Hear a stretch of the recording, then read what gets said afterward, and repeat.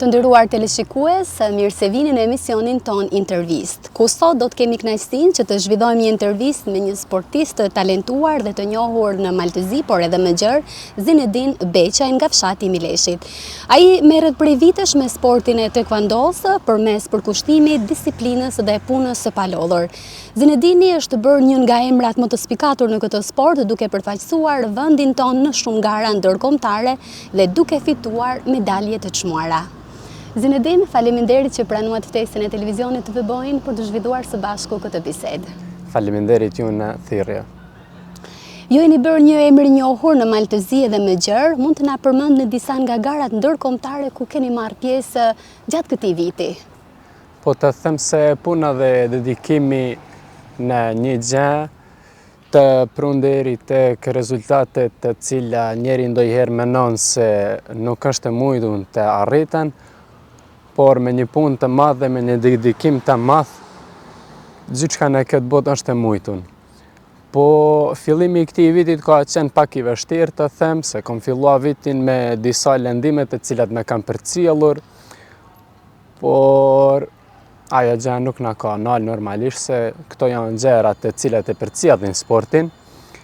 Masanojti kem pas disa gara të cilat jemi kthyer në formë pas një cop kohe që përmenda pas lëndimit, dhe ishte Franca ku arrita të hyj në finale mas 4 luftave të vështira.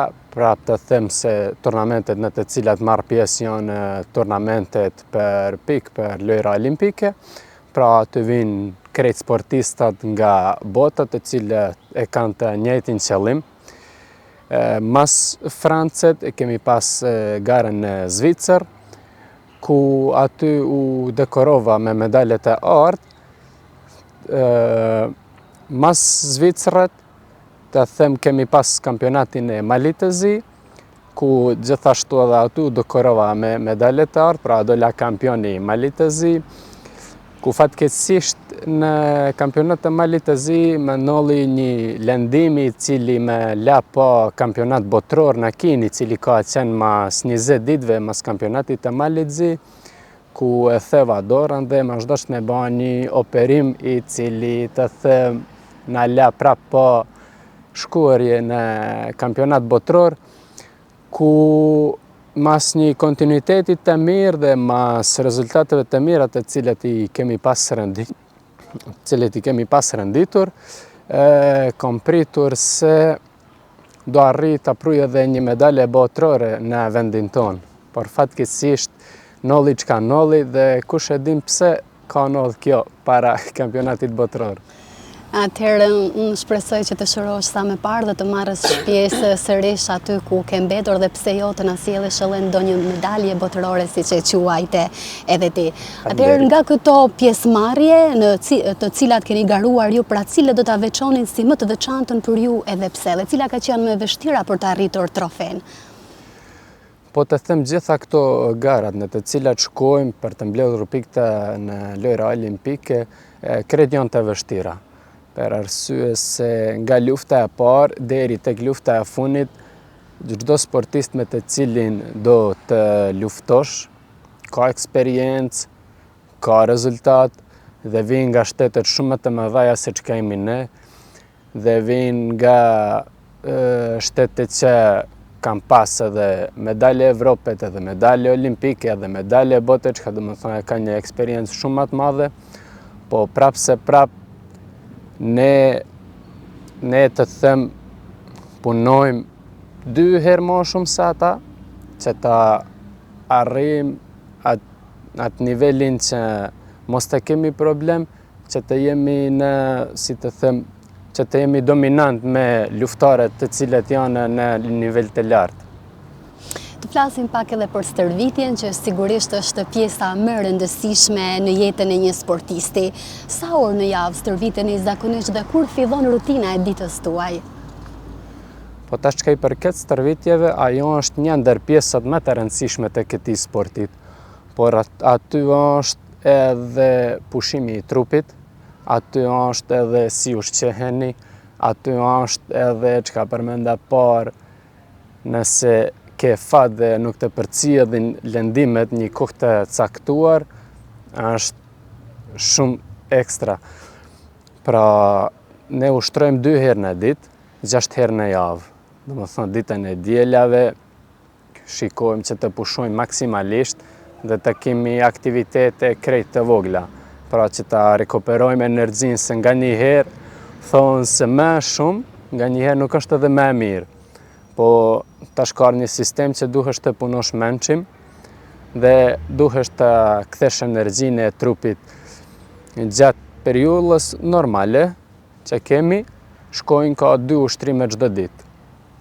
Kur vjen pjesa e garave evropiane, pjesa e garave botërore, ato janë me të vërtet nivel edhe shumë më i lartë, aty i kuçim edhe 3 ushtrime në ditë. Pra, pa me ban ti forcën, pa me ban elasticitetin, pa me ban shpejtësinë, pa me ban kondicionin, se praktikisht taekwondoja është një sport komplet. Nëse nuk je i kompletuar në çdo lami, është pak problem që të jesh konkurrent me botën tjetër.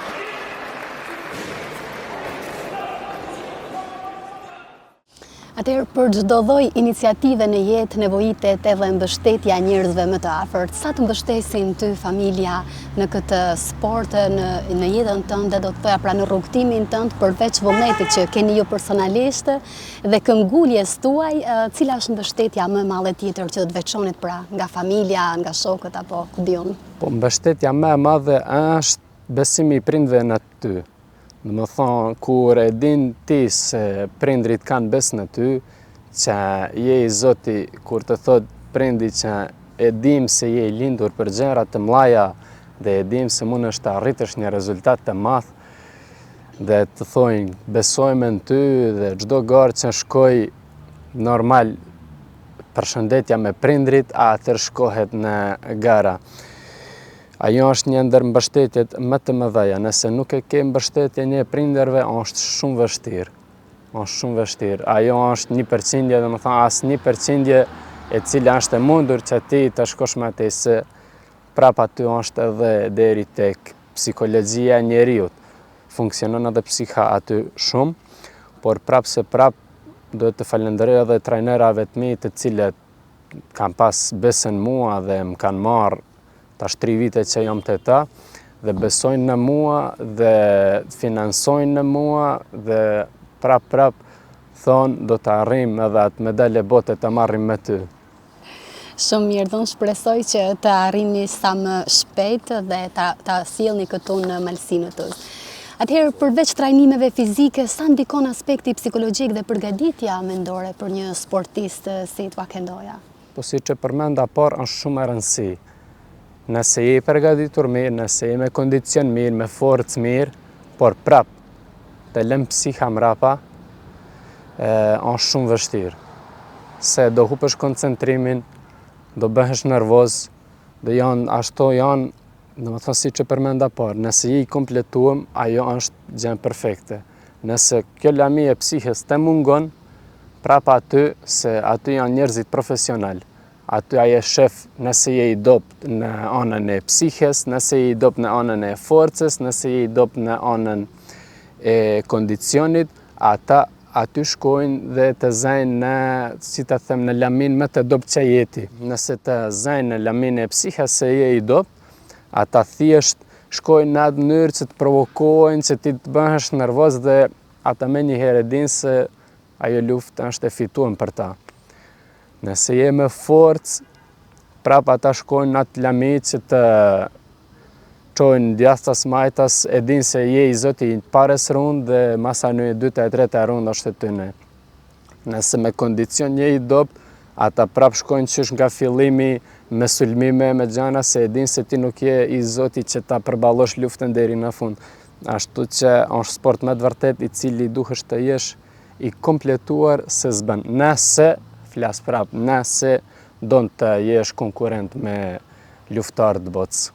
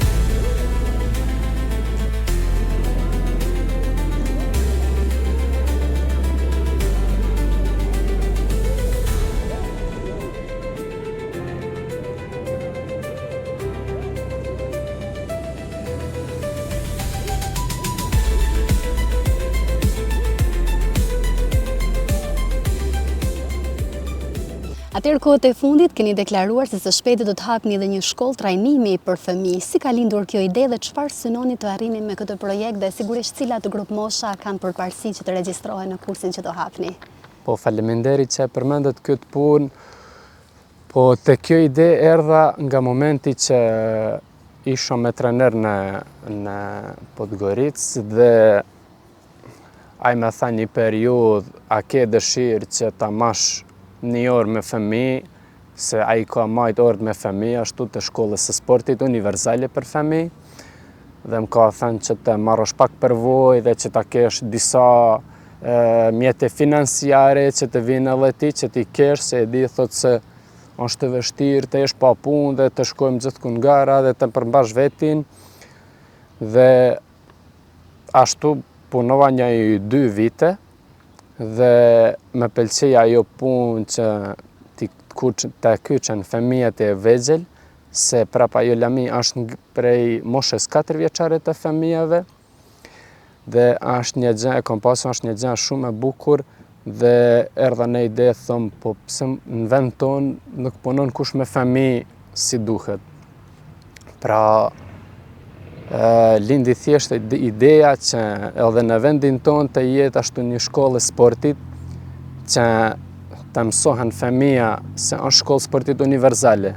Pra fëmija 4 vjeçare vjen aty, sot 3-4 vjetë, 5 vjetë, Nëse shef talentin në fëmijë se është për futball, për basketball, për handball, për çfarë do lloj sportit, ai fëmijë do të jetë gati që vetëm ta vazhdoj stërvitjet atje. Dhe jam i bindur se do të jetë shumë më i dallueshëm se fëmijët e tjerë të cilët nuk kanë pas para aty aktivitete apo ndonjë gjë tjetër. Këto ushtrime do jenë 3 herë në javë nga 1 orë, do jenë të hënën, të mërkurën dhe të premten. Atëherë, deri tani, a ka patur prindër që janë interesuar për të sjellur fëmijët e tyre dhe konkretisht nga cilat zona? Pra, jo vetëm nga Mileshi besoj, por edhe nga Tuzli dhe Mëgjer, kanë të drejtë që të regjistrohen? Po, ajo ishte një anë pozitive e cila nuk e prita aq. Pra ka pas shumë të interesuar, ka pas shumë prindë që kanë kontaktuar që të pyesin çka ushtrohet, si ushtrohet, se prap kur shkojnë në shkollë sportit, vetë fjala tregon, por prap kur va shpjegon se është univerzale, kur va shpjegon se aty ka të përbahet nga gjitha ushtrimet, jo vetëm një sporti dalluar, se prap u njihem nga sporti i taekwondos. Dhe jam kanë shumë i surprizuar nga prindrit, po ajo thjesht është një pozitivitet për arsye se sot fëmija e dim celulari është numër 1, gjërat tjera janë numër 2. Ajo është një fatkeqësi sot e cila na ka gjetë, por shpresojmë se me kësosh aktivitetesh dhe me kësosh ushtrimesh dhe gjërash do vinë deri aty që telefoni të jetë në planin e dytë, jo të parë gjithmonë.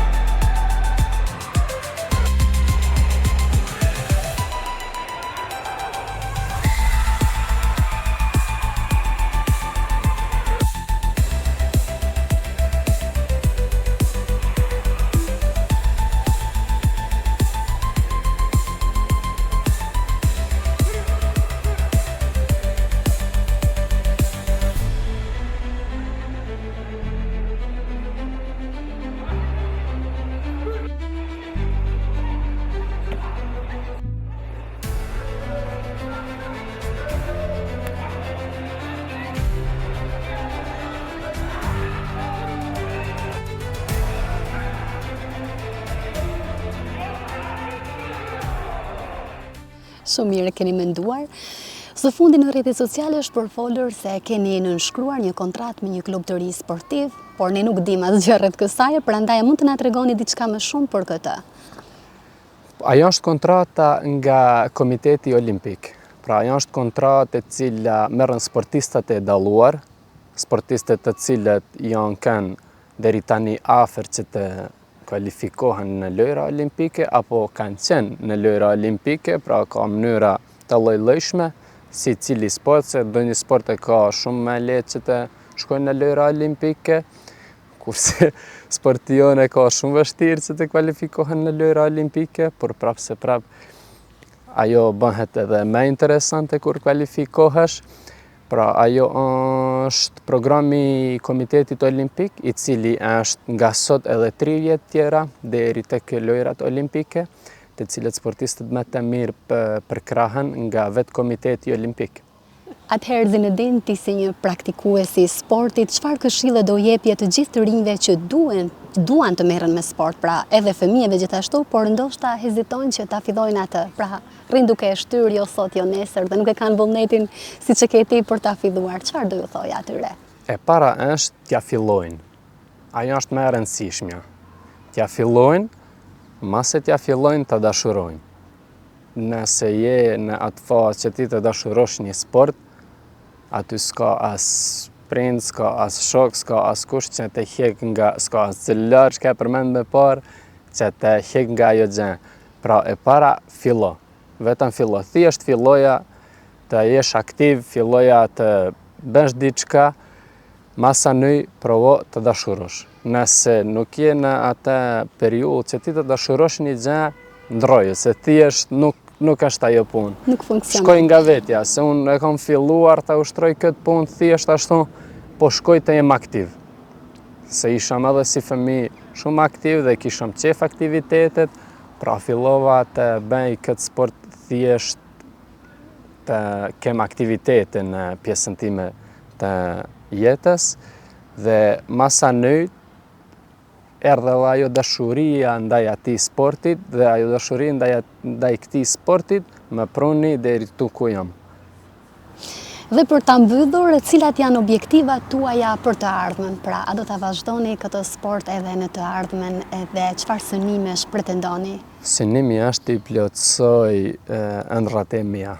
Pra, synimi më i madh i çdo sportistit është të shkoj në lojrat olimpike, jo vetëm të shkoj, po dhe të tentoj që të marrë një medalje në lojra olimpike, por tani jemi të fokusuar, se unë kam qef të shkoj hap nga i hap. Tani jemi të fokusuar në kampionatet evropiane të cilet janë në vijim. Pra, me 20 deri me 23 mbahet kampionati në peshat olimpike në Zvicër, ku shpresoj që aty do mund të kthehem 100%, që të tentoj që të pruj një medalje nga Evropa.